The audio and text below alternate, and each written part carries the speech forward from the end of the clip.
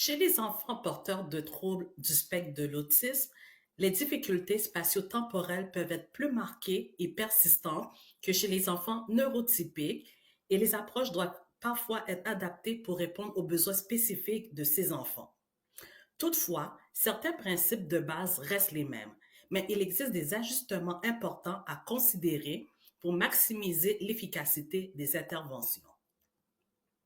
Quelles sont les particularités des enfants TSA concernant les difficultés spatio-temporelles?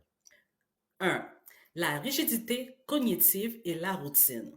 Les enfants avec un TSA ont souvent une préférence marquée pour les routines et la prévisibilité. Le concept de temps, hier, aujourd'hui, demain ou de changement, passé, futur, peut être particulièrement déroutant ou stressant pour eux car il les place dans une situation d'incertitude. Leur difficulté à passer d'une tâche à l'autre ou à comprendre les transitions temporelles est souvent plus prononcée. Il peut aussi y avoir une difficulté à percevoir l'instant présent ou à anticiper des événements futurs, ce qui peut entraîner de l'anxiété ou des comportements répétitifs. 2. Le manque de flexibilité dans la compréhension de l'espace. La compréhension des notions spatiales, gauche, droite, avant, arrière, position par rapport à soi-même et aux autres, peut également être affectée. Les enfants avec un TSA ont souvent une perception déroutante ou moins fluide des repères spatiaux, ce qui peut compliquer des tâches simples comme se repérer dans un environnement ou même comprendre des instructions comme tourne à gauche. 3. Leur difficulté à comprendre les concepts abstraits. Les concepts de temps et d'espace sont souvent considérés comme abstraits et non concrets. Les enfants autistes ont tendance à mieux comprendre des informations très concrètes et visuelles. La compréhension des relations temporelles peut donc être retardée par rapport à des enfants neurotypiques de même âge. Quelles sont les approches spécifiques pour aider un enfant TSA avec des difficultés spatio-temporelles? Les approches pour aider les enfants TSA doivent intégrer des stratégies visuelles, structurées et pratiques, tout en prenant en compte leurs besoins d'organisation et de prévisibilité. Voici quelques ajustements. 1. Utiliser des repères visuels structurés. Des calendriers visuels avec des symboles et des couleurs, plutôt que des calendriers classiques. Il est recommandé de recourir à des frises chronologiques visuelles avec des images ou des pictogrammes pour chaque jour de la semaine ou pour des événements spécifiques. Cela permet à l'enfant de visualiser plus concrètement le passage du temps, par exemple, une image de la maison pour aujourd'hui, de l'école pour demain et une image d'un livre pour hier. Des horaires visuels.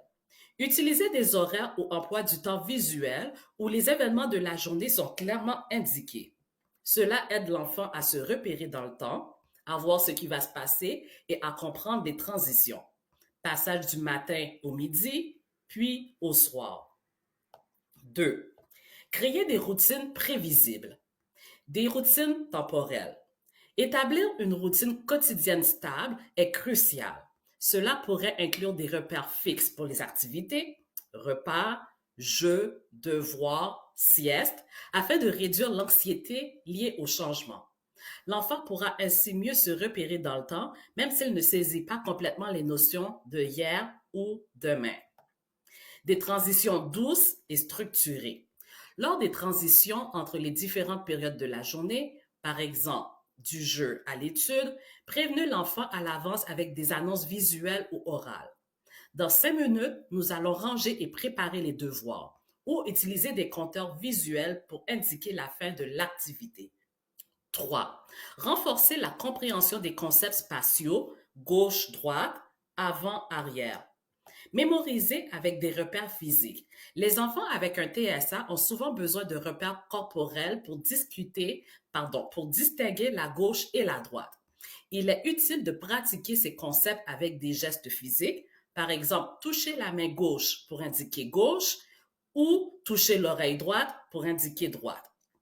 Utiliser des jeux de positionnement. Des jeux et activités physiques qui impliquent des mouvements ou des orientations spatiales peuvent renforcer la compréhension. Par exemple, demander à l'enfant de placer des objets à gauche ou à droite d'une image ou de lui-même. 4. Rendre le temps plus tangible avec des supports visuels. Utiliser des chronomètres visuels. Utiliser des time timers, un chronomètre visuel où la couleur s'est réduite au fur et à mesure du temps, peut aider les enfants à visualiser le passage du temps de manière concrète, ce qui est souvent difficile pour eux.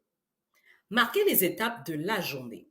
Par exemple, pour la gestion des tâches ou des transitions temporelles, utilisez des supports comme des cartes de tâches ou des pictogrammes pour représenter chaque activité en indiquant à l'enfant ce qu'il doit faire maintenant, ce qu'il a fait et ce qu'il fera après. 5. Utilisez des supports de jeu et de rôle.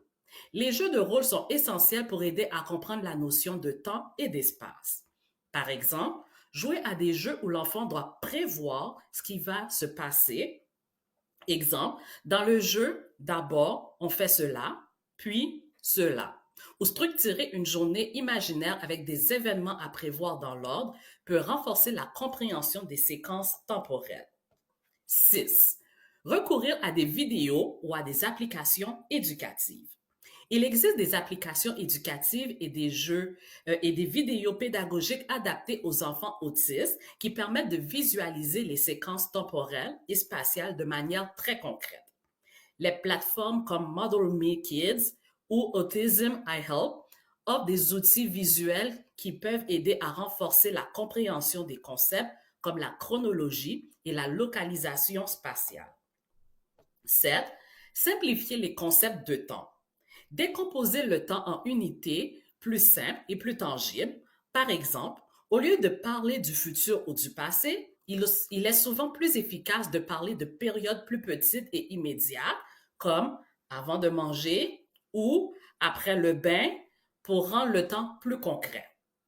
En conclusion, les enfants avec un TSA ont souvent besoin d'une approche plus structurée, visuelle et concrète pour comprendre les concepts spatio-temporels.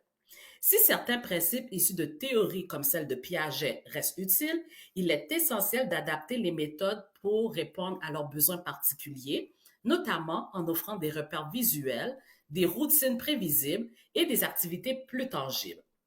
Les parents et les éducateurs doivent être conscients que l'apprentissage des concepts de temps et d'espace peut prendre plus de temps et nécessiter une plus grande répétition pour être intégré chez ces enfants.